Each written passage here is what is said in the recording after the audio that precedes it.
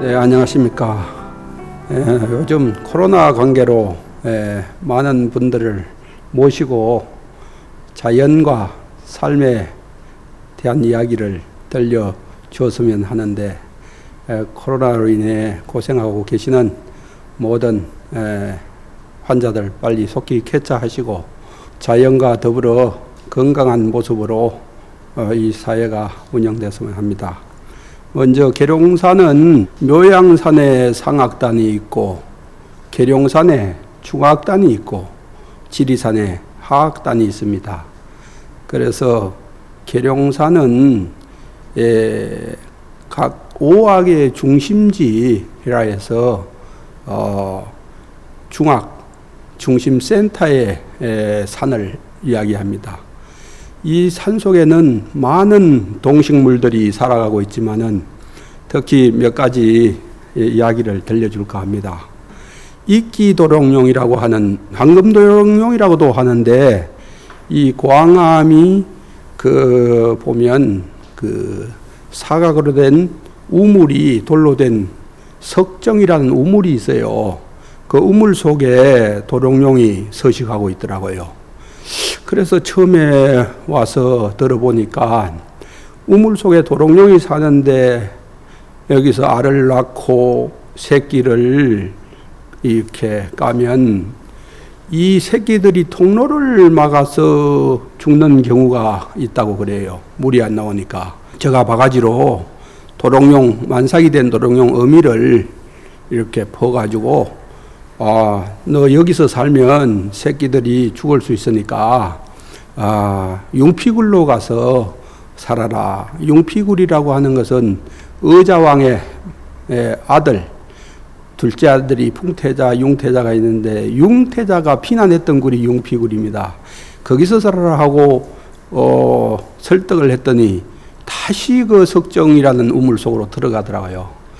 그래서 이거 참 큰일 났다 해서 다시 이제 그 바가지에 퍼가지고 융피굴 쪽에 약수터 있는 곳으로 놓고 설득을 한 번 더 했죠. 그랬더니 금방 알아듣고 도롱뇽 어미가 이끼 쪽으로, 우산 이끼가 참 필 때는 아주 아름답습니다.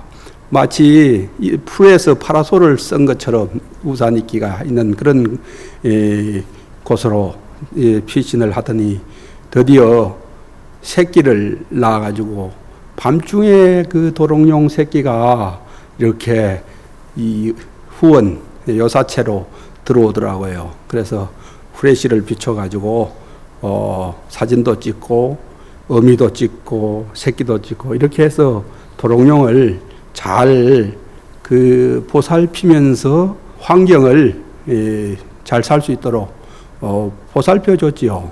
그러다 보니까 이 계룡산 광암에는 뜻하지 않게 여름만 되면 마당에 도롱뇽이 기어다니는 것을 볼 수가 있습니다. 이 도롱뇽과 이렇게 함께 살 수 있는 도량, 그게 광암입니다. 제가 이제 예전에 송강사 선방에서 참선정진을 하고 있을 때 이야기인데요. 거기는 이제 불일폭포에 가면 이 메기들이 많이 살고 있더라고요. 그래서 선방에서 이제 빵 공양이 들어오면 그것을 이렇게 부스러기가 남으면 그걸 이제 불일폭포에 갔다가 뿌려주곤 했어요.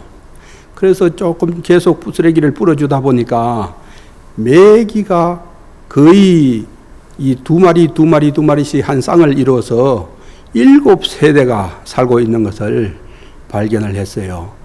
그래서 처음에는 빵을 이렇게 주면 메기들이 와서 먹는데 제일 어린 것처럼 어린 메기가 먼저 올라오고, 그리고 또 한 3일 지나니까 중간 메기가 올라오고, 한 5일, 일주일이 되니까 큰 메기가 보이기 시작했어요. 결국 제일 큰 메기는 10일이 넘어서 올라오는데, 메기가 얼마나 큰지, 이 빵을 좀, 작은 건 안 되겠더라고요. 빵을 좀 뜯어가지고 이렇게 입에다 넣어주는데, 내 손이 다 들어갈 정도로 메기 입이 크더라고요. 그래서 이제 매기에게 빵을 건네주면서 수염이 이제 있는 것을 한번 잡고 한 번씩 흔들어주고 했습니다. 그러니까 매기도 잘 받아 먹으면서 수염을 흔드니까 이거 자기를 해치는 건지 안 해치는 건지 분간이 안 가는데 하여튼 좋아서 장난을 치는 걸로 받아들이더라고요. 그래서 이거 큰 메기가 얼마나 크나 하고 이렇게 봤더니만은 이 내 손가락이 메기 입으로 다 들어가고 엄지손으로 눌러가지고 이렇게 들어보니 실제로 50cm가 넘었어요. 그래서 세상에 이렇게 큰 메기가 어떻게 그 저수지가 있으니까 물길을 타고 올라왔는가 보다 하고 그렇게 메기와 이렇게 같이 지내게 됐습니다. 그래서 선방에 가서 아니 저 불일폭포에 가니까 메기가 건 한 5, 60cm가 되는 메기가 있는데 맨손으로 한번 들어봤다고 하니 스님들이 깜짝 놀라면서 아 거짓말 하지 마라 그래요. 그래서 아니야 진짜 메기가 커. 그래가지고 어떤 스님이 소쿠리를 하나 들고 와서 실제 메기가 그렇게 큰 게 있나 없나 확인을 하자고 해서 빵을 들고 이렇게 가서 제가 메기 이렇게 큰 것을 이제 그때는 이제 메기와 친숙해서 서로 메기하고 나가 서로 해치지 않는다는 그런 조건이 전제 조건이 있기 때문에 메기도 나를 믿고 나도 메기를 믿는 그런 일이 벌어졌어요. 그러면서 이게 혹시라도 이것을 누가 잡아먹게 되면 내 친구를 잡는 거나 마찬가지니까 어느 누구라도 이 메기를 건드는 사람들은 내가 그냥 두지 않는다 하고 이렇게 얘기를 했습니다.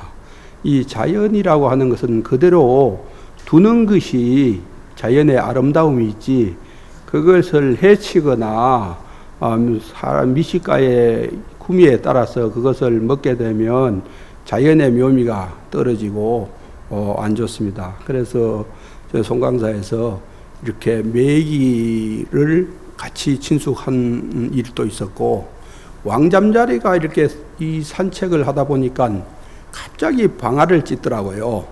물에.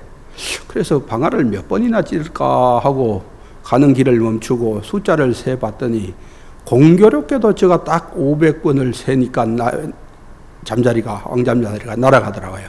그래서 합장을 하고 잠자리야 잠자리야 잠자리야 너가 지금은 잠자리 몸으로 태어났지만은 다음 생에는 사람 몸을 받아서 나와 함께 정진을 하자구나 하고 빌어줬어요. 그리고 선방에 들어와 가지고 이렇게 앉아 있는데 갑자기 눈을 이렇게 떠보니 그 왕잠자리가 벽에 제가 앉은 벽에 딱 앉아 가지고 정진을 하고 있는 거예요. 아, 세상에 이런 일이 그 잠자리에게 사람의 몸을 받고 나와 같이 함께 정진하자고 이렇게 빌어줬던 이야기가 어떻게 잠자리가 그 문이 열린 방으로 대중들이 한 30여 명 정진을 하고 있는데 그 방으로 들어와가 제가 딱 보는 벽 앞에 와가지고 정진을 하고 있는 걸 보고 이게 미물이지만은 사람의 발언하는 에너지라든가 영향을 듣고 이렇게 오는 게 아닌가 그런 싶기도 해서 이 왕잠자리가 다음 생에 사람의 몸을 받고 같이 정진하자고 했는데 현실에 쫓아와 가지고 같이 정진하는 걸 보고 미물도 이렇게 이 사람의 말귀를 알아듣는구나 하고 그 후부터는 이 미물을 대할 때는 상당히 이 조심스럽게 대합니다. 계룡산에는 사람들이 볼 수 없는 자연의 금계가 살고 있어요. 그런데 이 자연의 금계가 이제 저희 은사스님 벽암대종사 스님이 살아계실 때 새벽 4시 반에 종을 딱 치면 산에서 내려왔다가 저녁 6시 종을 딱 치면 산으로 올라가고 이런 금계가 살고 있었어요.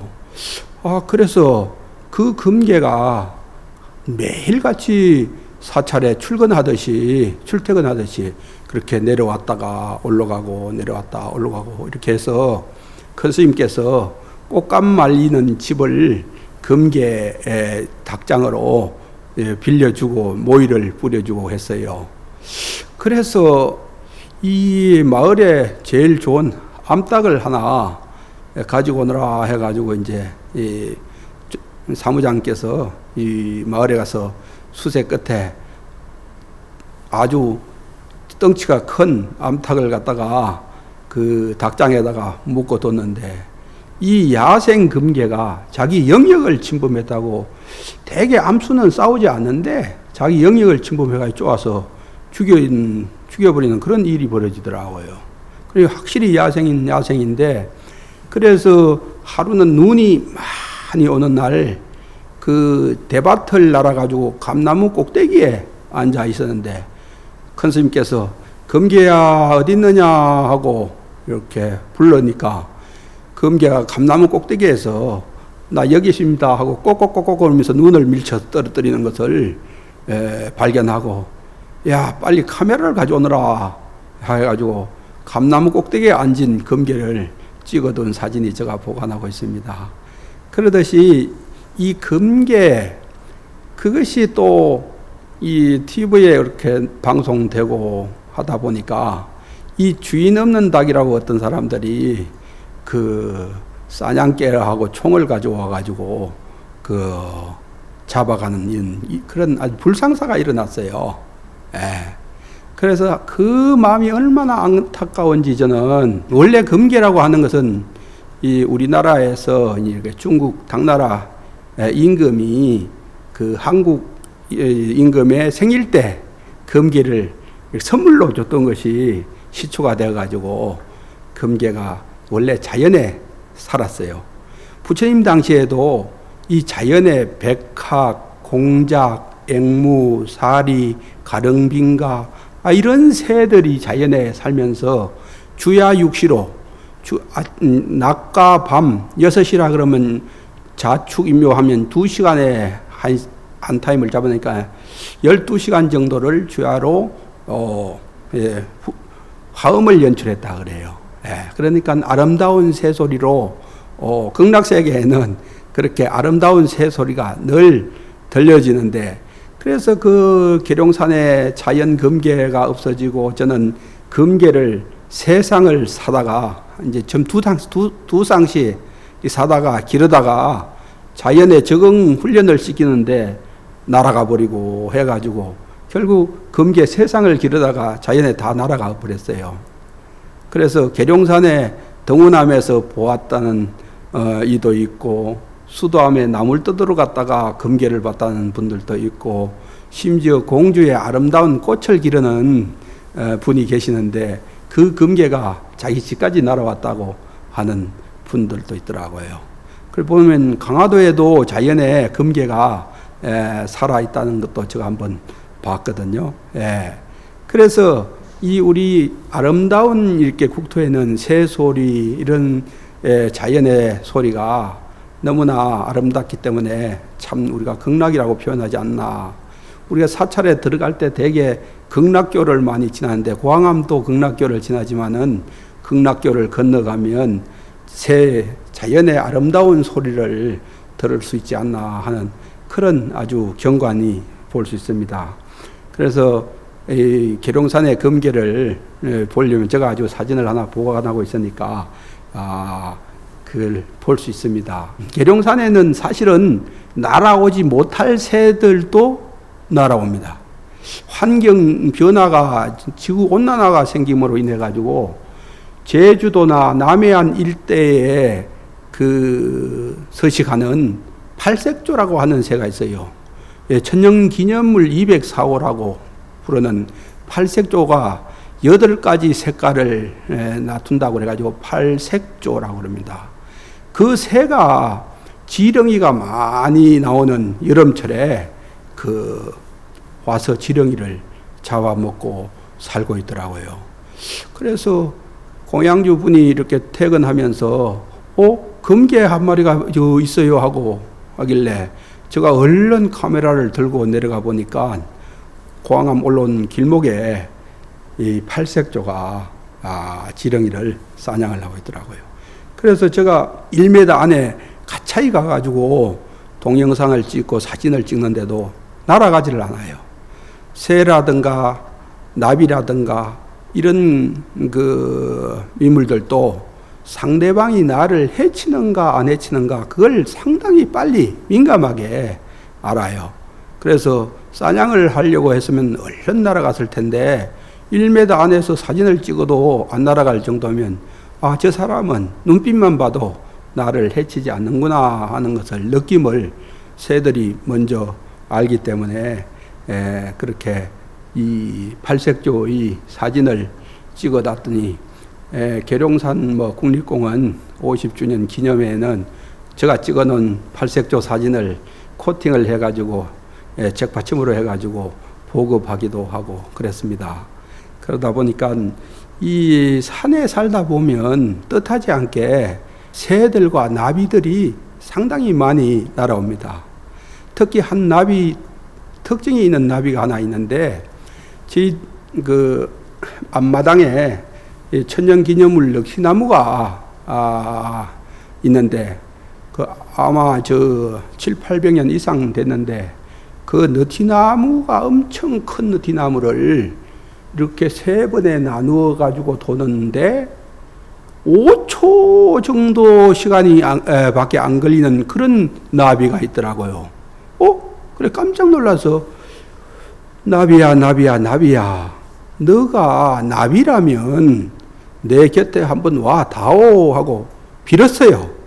그랬더니 저쪽 해우소에 갔던 나비가 쏜살같이 날아오는데 제가 기와장에다가 부처손, 넉줄고사리, 꽁예비름이라는 식물을 이렇게 화분에 이렇게 기와 화분에 이렇게 기르고 있는데 그 위에 앉아가지고 한 40초 동안 날개짓을 하는 거예요. 그래서 동영상을 찍고 또 사진을 다 찍고 나니까 날아갑니다.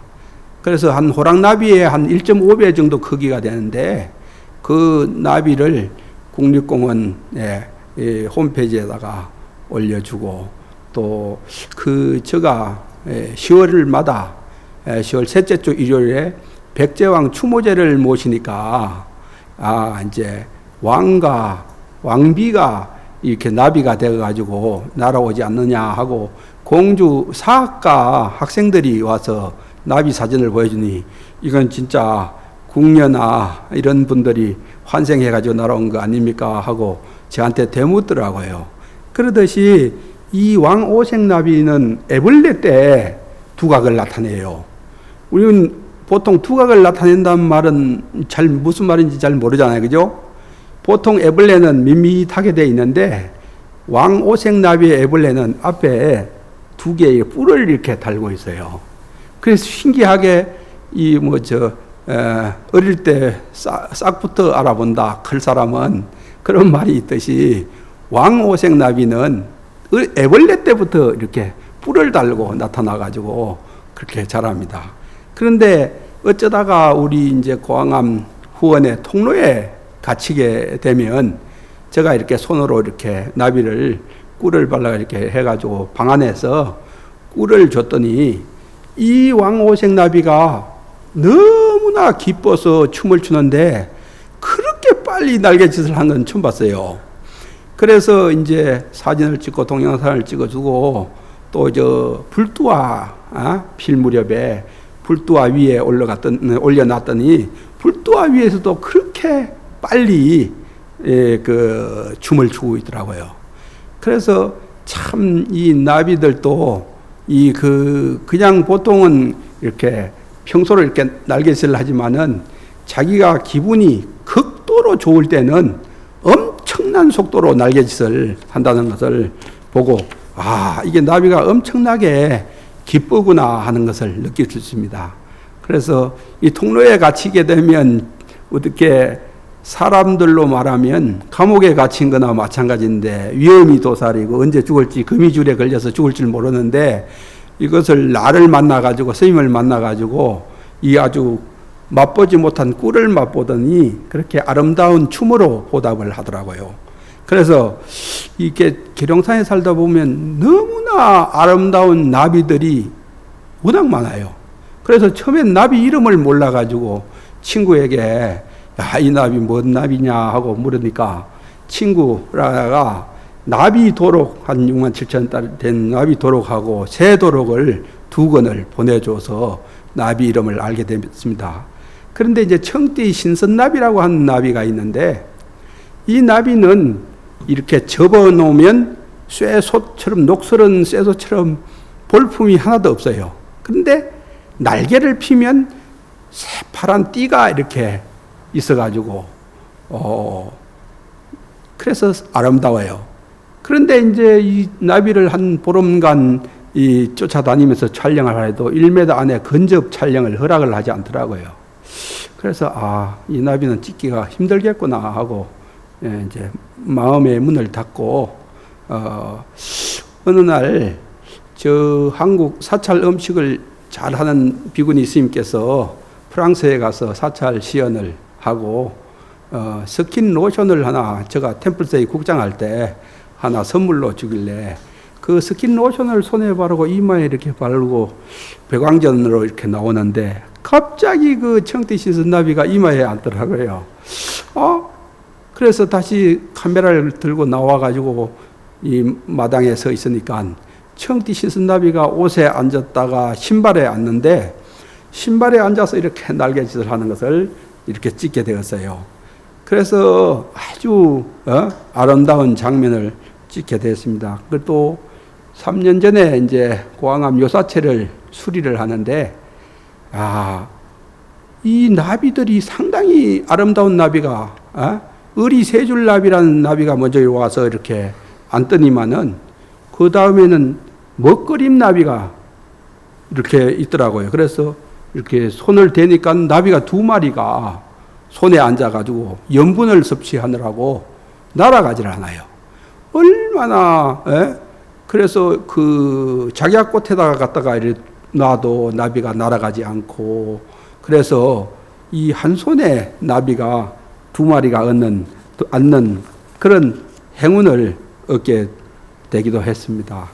그리고 이제 하루는 통로에 사양제비나비가 날아와서 꿀을 줬더니만은 날아가지를 않고 저 방에서 그 다음날 이제 세상을 떠났길래 자연사 박물관에 연락을 해서 나비 한 마리가, 아주 귀한 나비 한 마리가 죽었는데 자연사 박물관에 잘 소장해 주는 것도 나비를 위한 기념이 아니겠느냐고 했더니 아주 그 자연사 박물관장님께서 흔쾌히 오겠다고 해서 제가 갖다 드렸습니다.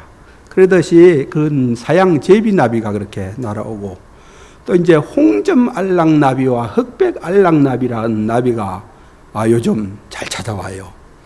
이 홍점은 이렇게 양 날개에 붉은 점이 4개씩 찍혀 있어가지고 홍점알락나비라고 하고, 흑백알락나비는 그냥 점이 없이 흑과 백으로 나비가 무늬가 있어서 흑백알락나비라 그럽니다. 이 알락이라는 말 자체가 극락이라는 얘기입니다. 극락. 아주 편안한 즐거움, 알락, 편안한 안자에다 즐거울 낙자인데, 우리가 안양할 때도 안양이 극락이거든요. 이 불국사에 가면 안양교도 있고 뭐 이렇게 안양시도 있고 이랬듯이 안양이란 말은 극락세계라는 뜻이에요. 그래서 이 나비도, 이 홍점알락나비는 상당히 복이 드문 그런 나비인데 요즘 저 손에도 와서 앉고, 이 흑백알락나비도 손에 앉아서 이렇게 보면 이 나비도 어찌다 보면 사람이 해치지 않는다고 하는 것을 알고 염분을 상당히 많이 섭취하고 갑니다. 특히 이제 대왕나비 암컷과 수컷은 제가 신발을 갖다 대면 신발에서 앉아가지고 있다가 그것도 손을 대면 손에 염분이 있으니까 염분에 앉아가지고 계속 날개짓을 하면 제가 꽃에 이 꽃 저 꽃 다 갖다 대봐도 이 대왕나비가 날아가지를 않아요. 그래서 이 백제왕 추모제를 지내서 그러는지 이 나비들이 상당히 많이 오는구나 하고, 10월 셋째 주 일요일 날 이 백제의 전체 왕을 모시고 백제 30일 제왕 추모 문화제를 오전 10시에 합니다. 시간 있으신 분들은 계룡산에 오실 기회가 되면 백제왕 추모제도 보시고 새와 나비가 많이 찾아온다는 걸 아시고 한번 다녀가시면 좋을 것 같습니다. 이 시간이 너무 여유가 없어서 새 이야기는 다음 기회가 되면 한번 더 들려드리도록 하고, 오늘은 이 나비 이야기로 이야기를 마칠까 합니다.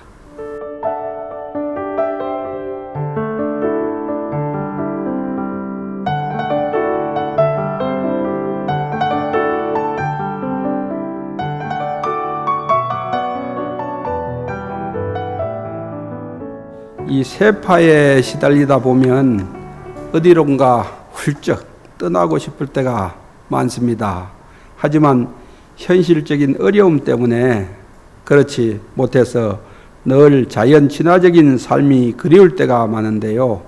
도시에 살면서도 자연 친화적인 삶을 추구할 수 있는 방법이 없을까요? 하는 질문이 들어왔습니다. 도시에 살면 갑갑하고 어디론가 훌쩍 떠나고 싶을 때가 상당히 많죠. 사찰에 살다 보니까 사찰을 아주 잘 소개한 책이 또 하나 있더라고요. 요즘 그 여행작가 남민이라는 분이 10년간 사찰을 순례하면서 전국의 유명한 사찰을 테마별로 이렇게 사찰 가이드북을 만들어놨는데, 꼭 한번 가봐야 할 사찰이라는 책을 내가 읽어보니까 저한테 보내왔어요. 그래서 읽어보니 상당히 좋은 내용이 많이 있고 해서 이 사찰을 직접 방문하기 힘들 때는 그런 책으로도 한번 보고 사찰의 문화와 역사를 이해할 수 있는 계기가 되면 좋고요. 또 서울의 도심에 살다 보면 자연과 친화적인 일을 할 수 있는 것은 이 화초를 키우는 일도 상당히 중요합니다. 이 간단하게는 점난, 나비 점난이라고 하는데, 그런 난을 이렇게 뭐 부처손이나 넉줄고사리 이런 음지식물도 키울 수 있지만은 또 이 꿩의 비름이라는 것은 이 꿩이 즐겨 먹는 식물이 꿩의 비름입니다. 사람이 먹는 것은 비름이고, 소가 먹는 것은 쇠비름이고, 꿩이 먹는 것은 꿩의 비름입니다. 우리 고항암에 살다 보면 꿩들이 자주 날아와가지고 꿩의 비름을 뜯어먹는 광경을 볼 수 있는데, 그때 갑자기 이제 꿩이 날아가다가 위에 솔개가 한 마리 날아오면 꿩이 수직으로 떨어져요. 그래서 느티나무에 앉은 이렇게 새 매를 야, 어디서 저래서 살생을 하려고 그러느냐 하고 가라 하고 하면 이제 새 매가 먼저 날아가고 꿩이 나중에 저한테 피신을 했다가 날아가는 그런 일들도 일어납니다. 또 어떤 이제 친구들은 석부작 난을 이렇게 길러가지고 아름다운 나비처럼 생긴 난을 이렇게 사진으로 보내올 때, 참 도시에 살지만은 이런 그 난 가꾸기를 한다든가 자연 친화적인 또 식물도 양지식물이 있고 음지식물이 있으니까, 양지식물은 햇빛을 많이 받아야 하고 음지식물은 좀 그늘에 둬서 키워야 하고 하는 그런 것들을 지나다 보면 자연 친화적인 삶을 추구하지 않을까, 그렇게 생각이 듭니다. 두 번째 질문이 또 하나 들어왔네요. 스님은 광암에서 산새 친구라는 별명을 가지고 계시던데요. 산새들과도 친하게 될 수 있는 스님의 특별한 계기나 비법이 있으신지요? 하는 질문이 들어왔어요. 옛날에 제가 이제 설악산 오생약수터라는 데서 갔더니만은 노스님이 휘바람을 불더니만은 이렇게 산새를 불러서 모이를 주더라고요. 또 저 운문암의 운문사의 사리암이라고 하는 곳이 있는데 비구니 스님께서 산새를 방에 들려가지고 모이를 주는 걸 보고 나도 이 산에 들어가 살게 되면 산새들과 좀 친해봐야 되겠다 이런 생각이 들더라고요. 그러다 보니까 제가 이제 15년간 계룡산 신원사 고왕암에 살면서 이 처음에 어떤 분이 사찰에 와서 100일 기도를 했는데 땅콩을 사달라고 하기에 제가 땅콩을 왜 사달라고 하냐고 물어봤더니 이 새 모이를 준다고 그러더라고요. 그래서 땅콩을 이렇게 빻아가지고 새에게 준대. 그 사람 1m 가까이는 손에 안 오더라고요. 그래서 이분이 이제 100일 기도를 하고 가신 뒤에 제가 빨랫줄에서 3일간 새에게 모이를 주기 시작했죠. 3일째 되는 날 모이를 주려고 하니까 어떤 등산객 여자분이 망원 카메라를 쭉 꺼내더니만 스님이 새에게 모이를 주는구나 하고 그걸 찍으려고 하더라고요. 그래서 이왕 찍으려면 가차에 와서 찍으라 하고 허락을 했더니 새가 이제 빨랫줄에 앉아서 서로가 이제 눈치를 보고 그 다음에 날아서 손에 있는 모이를 먹어서 물고 날아가는 장면을 순식간에 5카트를 쫙 찍어서 자기 홈페이지에 소장하고 있길래 제가 홈페이지에다 견진 스님을 쳤더니 그 사진이 나오길래 그건 내 얼굴 사진이니까 저 고왕암 홈페이지에다 좀 올려주세요 해가지고 그렇게 해서 새하고 친숙하게 됐습니다. 그러다 보니 15년 동안 새와 겨울에 이제 10월, 11월, 12월, 1, 2, 3, 4, 5월까지는 많은 곤줄박이, 박새 이런 새들이 원래는 한꺼번에 4-5마리씩 저 방에 한 3번씩 들어올 때도 있고 같이 방에 안에 들어와서 차도 마시고 또 자고 너무 늦게 들어왔을 땐 자고 갈 때도 여러 차례 나가 있습니다. 그러다 보니까 세상에 이런 일이 1126회 치면 제가 산새들과 노는 장면이 나옵니다. 그러다 보니까 아주 산새들과 많은 이야기를 나눌 수가 있어서 참 좋았습니다.